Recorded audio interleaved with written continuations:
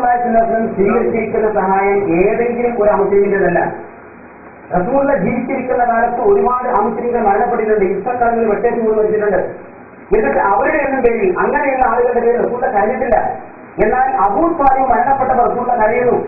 ആ അബൂ ത്വാലിബിന്റെ വിഷയത്തിൽ ഖുർആൻ ആയത്താവുന്നു. കാരണം ചെറുപ്പകാലത്ത് ലഭിച്ചിരിക്കുന്ന കേവലം സംരക്ഷണവും സഹായവും മാത്രമല്ല, അബൂ ത്വാലിബിൽ റസൂലുള്ള ബഹിഷ്കരണത്തിന് വിധേയനായപ്പോ റസൂലുള്ളാഹിക്ക് സംരക്ഷണം കൊടുത്ത അബൂ ത്വാലിബാണ് എന്ന് പറഞ്ഞാൽ ഇസ്ലാമിക പ്രബോധനം ആരംഭിച്ച ശേഷം ലാ ഇലാഹ ഇല്ലല്ലാഹുവിലേക്കും മുഹമ്മദ് റസൂലിലേക്കും ഈ സമൂഹത്തെ ക്ഷണിക്കാൻ തുടങ്ങിയ ശേഷം മുസ്ലിമായി മുബഹിദായി മുജാഹിദായി പ്രബോധനായ രംഗത്തുള്ള കാലഘട്ടത്തിലാണ് റസൂലുള്ളാഹി സ്വല്ലല്ലാഹു അലൈഹി വസല്ലം അബൂ ത്വാലിബ് എന്ന ഫിദർ സഹോദരന്റെ സഹായം ലഭിച്ചുകൊണ്ടിരിക്കുന്നത്. റസൂലുള്ളാഹിക്ക് പിതാവ് എന്ന് പറയാൻ മറ്റൊരാൾ ജീവിച്ചിട്ടില്ല. റസൂലുള്ള ജനിക്കുന്നതിന് മുമ്പ് തന്നെ പിതാവ് മരണപ്പെട്ടു പോയിട്ടുണ്ട്. പിന്നീട് ലഭിക്കുന്ന സഹായം തുറന്നു പോവുകയാണ്. ആ സഹായം ഫിദർ സഹോദരനാണ്. ആ ഫിദർ സഹോദരനായ അമുസ്ലിമായ ലാ ഇലാഹ ഇല്ലല്ലാഹുവിനെയും മുഹമ്മദ് റസൂലിനെയും പേരിന് പോലും അംഗീകരിച്ചിട്ടില്ലാത്ത അബൂ ത്വാലിബ് എന്ന കേവലം ഒരു ഫിദർ സഹോദരന്റെ സഹായവും സമ്പത്തും സഹകരണവും സംരക്ഷണവും സ്വീകരിച്ച മാതൃക റസൂലിൽ ഉണ്ടെങ്കിൽ ജന്മം നൽകിയിരിക്കുന്ന പിതാവിന്റെ സമ്പത്തും സംരക്ഷണവും സഹായവും സ്വീകരിക്കാമെന്ന് തന്നെയാണ് പ്രമാണങ്ങളോട് നമ്മൾ മനസ്സിലാക്കുന്നത്. അതുകൊണ്ടാണ് അനുമതികൾ എന്ന് പറഞ്ഞത്. ഇവിടെ ഒന്നും ബാത്തിലായിട്ടില്ല, മറുപക്ഷം പറഞ്ഞു മാത്രമേ ബാത്തിലായിട്ടുള്ളൂ. ജന്മം നൽകിയ പിതാവിന്റെ സമ്പത്ത് അനുഭവിക്കുന്നതിനെ കുറിച്ചല്ല ഞാൻ വിമർശിച്ചത്. ജന്മം നൽകിയ പിതാവിനെ കുറിച്ച് ഈ മുജാഹിദ് ഇപ്പോൾ പറയുന്നത് കാഫറാണ്, അയാൾ കൊല്ലം നിർബന്ധമാണ് എന്നാണ്.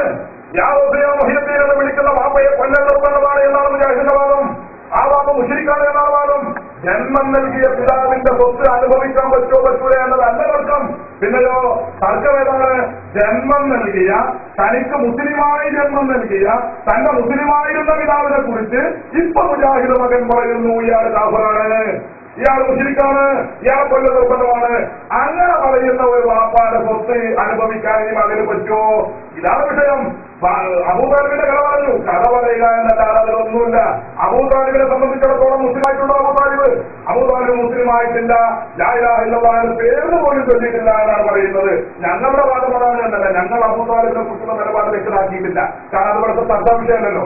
അതേ സമയത്ത് മറുപക്ഷം പറയുന്നത് അബൂ താലിബ് മുസ്ലിമായിട്ടില്ല.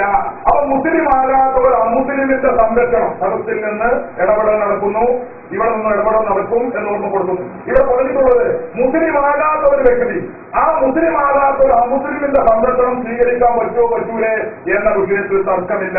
ഞാൻ പിന്നെ അതിനിപ്പോ മറുപടി പറഞ്ഞെന്താ, അബൂ താലിബ് മരിച്ചപ്പോൾ റസൂലുള്ളാഹി കരഞ്ഞു. നബി കരഞ്ഞപ്പോൾ ഞാൻ ചോദിക്കട്ടെ, ഏറ്റവും അടുത്ത് ബന്ധപ്പെടുകയും സഹായിക്കുകയും ചെറുപ്പത്തിൽ സഹായിക്കുകയൊക്കെ ചെയ്ത ഒരു ഹിന്ദു അല്ല ചിലപ്പോൾ അയൽവാസി കരഞ്ഞു വരും. ഒരു ഹിന്ദുവിന്റെ സംരക്ഷണത്തിൽ വളർന്ന ഒരു അയൽവാസി ആ ഹിന്ദു മരിക്കുമ്പോൾ തന്റെ സംരക്ഷണം മരിക്കുമെന്ന് വരച്ച് ചിലപ്പോൾ കരഞ്ഞെന്ന് വരും. പക്ഷേ ഈ കരച്ചിലാണോ ഇസ്ലാമിന്റെ മാനദണ്ഡം? ഒരു മുസ്ലിം അല്ലാത്ത ഒരു വ്യക്തിയുടെ സഹായം സ്വീകരിക്കാൻ പാടില്ല എന്ന് ഞങ്ങൾക്ക് പാടില്ല. ആവർത്തിച്ച് പറയുന്നു, മുസ്ലിം അല്ലാത്ത, ഇതൊരു വർഗീയ പ്രശ്നവുമായി ബന്ധപ്പെട്ട കാര്യം കൂടിയാണ്. ഇത് റെക്കോർഡ് ചെയ്യപ്പെടുന്നതുകൊണ്ട് ഞാൻ ആവർത്തിച്ച് പറയുന്നു, ഒരു അമുസ്ലിം സഹോദരന്റെ ഏതെങ്കിലും സഹായം സ്വീകരിക്കാൻ പാടില്ല എന്ന് ഇസ്ലാമിലെ വാദമില്ല, ഇസ്ലാമിലെ അംഗമായല്ല. ഇവിടെയുള്ള ചർച്ച അങ്ങനെയല്ല. മുസ്ലിമായ തന്റെ പിതാവ് തനിക്ക് മുസ്ലിമായിക്കൊണ്ട് തന്നെ ജന്മം നൽകി, അങ്ങനെ മുസ്ലിമായി തനിക്ക് ജന്മം നൽകിയ തന്റെ പിതാവ് യാ മുഹിയദ്ദീൻ എന്ന് വിളിച്ചതിന്റെ പേരിൽ അയാൾ കാഫിറാണ്, അയാൾ മുശ്രിക്കാണ്, അയാളെ കൊല്ലം നിർബന്ധമാണ് എന്ന് ഈ മുജാഹിദ് മകൻ പറയുന്നു, അദ്ദേഹത്തിന്റെ പ്രസ്ഥാനം പറയുന്നു. അങ്ങനെ പറയുന്ന വാപ്പയുടെ സ്വത്ത് അനുഭവിക്കാമോ? ഇതാണ് വിഷയം. എന്നല്ലാതെ അമുസ്ലിമിന്റെ സ്വത്ത് വാങ്ങാനോ അനുഭവിക്കാമോ എന്നത് ചർച്ചാ വിഷയമേ അല്ല. പിന്നെ അബൂ താലിബ് കാഫിറാണെന്ന് ഞങ്ങൾ പറയുന്നതായ തെറ്റിദ്ധരിക്കരുത്. അവരുടെ സുന്നത്തിന്റെ അബൂ താലിബ് കാഫിറാണെന്ന് പറയുന്നില്ല. പക്ഷെ ഈ വിഷയം നമ്മുടെ ചർച്ചാ വിഷയമല്ലാത്തതുകൊണ്ട് ഞങ്ങൾ അതിന് മറുപടി പറയാതിരുന്നതാണ്. മുജാഹിദിന്റെ വാദം സമ്മതിച്ചാൽ തന്നെ ഇയാള് അബൂ താലിബ് ലാ ഇലാഹ ഇല്ലല്ലാഹ് ചൊല്ലിയില്ലെന്ന് പറയുന്നു, മുസ്ലിമായിട്ടില്ലെന്ന് പറഞ്ഞു ആവട്ടെ.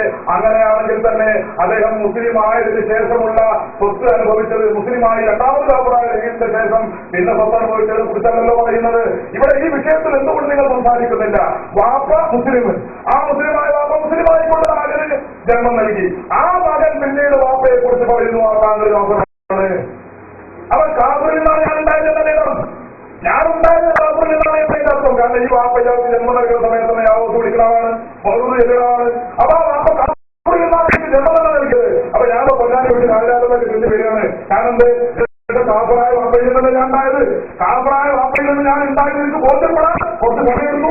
അങ്ങനെ ഞാനത് പഠിച്ചു. അങ്ങനെ പഠിച്ചതിന് ശേഷം ഇപ്പോൾ നിങ്ങൾ കാഫറാണെന്ന് എനിക്ക് ബോധ്യപ്പെട്ടിരിക്കുന്നു. അതുകൊണ്ട് ഞാൻ ആയാലും മുസ്ലിമായിട്ട് ഞാൻ മുസ്ലിം, ഞാൻ കൊല്ലം നിർബന്ധമാണ് എന്ന് വാദിക്കുന്ന അങ്ങനെ വാപ്പാനെ സ്വത്ത് വെക്കാൻ പറ്റുമോ, തിന്നാൻ പറ്റുമോ? ഇതാണ് വിഷയം. അത് മര്യാദയല്ല എന്നേ ഞങ്ങൾ പറഞ്ഞിട്ടുള്ളൂ. കുടുംബത്തെ ചോദിച്ചു